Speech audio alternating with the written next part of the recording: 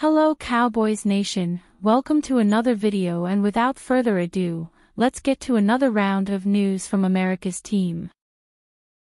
Cowboys struggles making 2025 cap casualties more predictable. Even before the season began, certain Dallas Cowboys players were borderline or likely salary cap casualties in 2025. As Dallas continues to struggle as a whole, and with some of these very players being part of their problems, their fates in the upcoming offseason are being sealed before our eyes. To be clear, cap casualties are players who still have years left on their contracts but get released because the team feels that relief on the salary cap is more valuable than what that player can contribute. So when it comes to guys like guard Zach Martin and defensive end DeMarcus Lawrence, who aren't under contract beyond this season, their not returning wouldn't fall into this category. Both players are in question for 2025 as the team looks to get younger and avoid paying veteran premiums. So who is looking like a 2025 cap casualty, and how is that projection being strengthened by their performance so far this season? Terrence Steele. For as much as rookie tackle Tyler Guyton has had his issues on the left side, the veteran right tackle has arguably been worse. Since his knee injury in 2022, Steele has never gotten back to full speed. He was showing signs of improvement in the back half of 2023 but seems to have regressed now, and it comes at a bad point for him based on his contract. Dallas can release Steele outright in 2025 for $4.6 million in cap relief. If they designate him as a June 1st cut, that number goes up to $14 million. That's a huge chunk of money which can go towards an expected contract extension for Micah Parsons or other team needs, such as signing their rookie class. But the Cowboys could easily elect to cut him outright, which avoids dumping dead money into 2026 but still give you a solid $4.6 million to work with in the offseason. Either way, Steele's increasing liability as a starter is making him less and less attractive as a future option. While the Cowboys don't have someone on the roster right now that feels like their RT of the future, they can address that in the offseason. Unless Steele has a dramatic turnaround over the second half of 2024, his time in Dallas is unlikely to go beyond Week 18.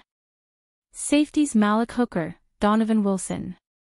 Let's talk about the starting safeties together, especially since they're in the same boat in terms of performance and their contracts. Currently grading as two of the worst starting safeties in the NFL, Hooker and Wilson have gone from solid under Dan Quinn to major weaknesses in Mike Zimmer's scheme. The Cowboys can save $3.75 million on Hooker and $5.35 million on Wilson as outright cuts next March. Those numbers jump to $5.75 million and $7 million, respectively, if they're done as June 1st releases. But remember, June 1st cuts don't give you cap relief until that calendar date, which means you miss the prime portions of free agency in March and after the draft. Unlike what's behind Steele at offensive tackle, Dallas does have two intriguing safety prospects in Wanya Thomas and Marquise Bell. Both are restricted free agents in 2025, so Dallas will need to re-sign them, but they could keep both with the cap space from releasing Hooker and Wilson while probably having a little change to add to their cap space. One mitigating factor here will be whether or not Zimmer returns next season and what the next defensive coordinator thinks. Quinn was able to take guys like Hooker, Wilson, and Jaron Kearse when he was still here, and make them effective parts of his scheme. So if the next DC thinks he can do the same with Hooker and Wilson, perhaps one or even both of the veterans gets one more year. But given how bad this year's going for them, Dallas front office may just want to move on and see what the next generation can do. Cowboys' embarrassing stat is costing them football games. According to team rankings, the Dallas Cowboys are second to last in all of football in third quarter points per game. The only team they are above is a team that has not won a game since they beat the brakes off of Dallas, the Saints. The Cowboys are averaging 2.7 points a game in 2024 in the third quarter, and in their last three they are putting up an impressive 1 point a game. Last season they averaged nearly 5 a game. A huge drop-off from the highest-scoring offense in football a season ago. This Mike McCarthy offense is stuck in the mud. They don't do anything well outside CeeDee Lamb.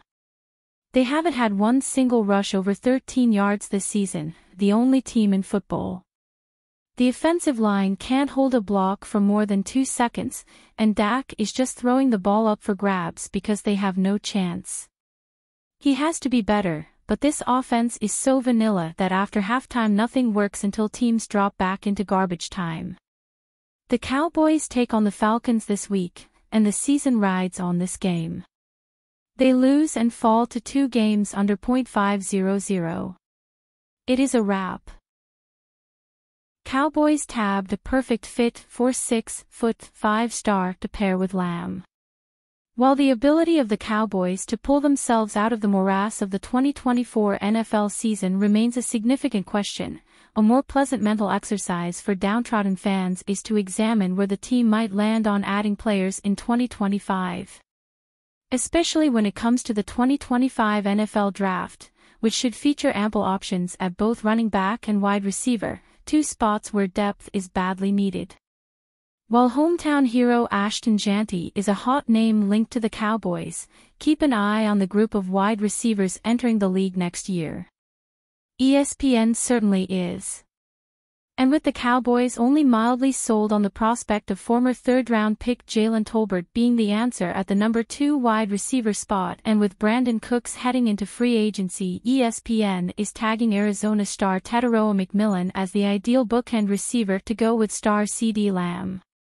Cowboys would be perfect for Tetairoa McMillan.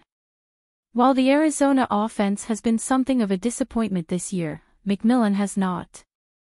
He is leading the Big 12 with 982 yards receiving in 8 games, coming off a 10-catch, 202-yard performance against West Virginia last week. McMillan is a junior who has amassed 3,086 yards in 33 collegiate games. He considered leaving the Wildcats this offseason, and entered the transfer portal, but both he and quarterback Noah Fifita opted to return. ESPN draft guru Matt Miller wrote in an article this week that McMillan was a perfect fit for the Cowboys. Dallas is in desperate need of more options in the passing game, and McMillan's ability to win jump balls with his great length would work beautifully alongside CeeDee Lamb.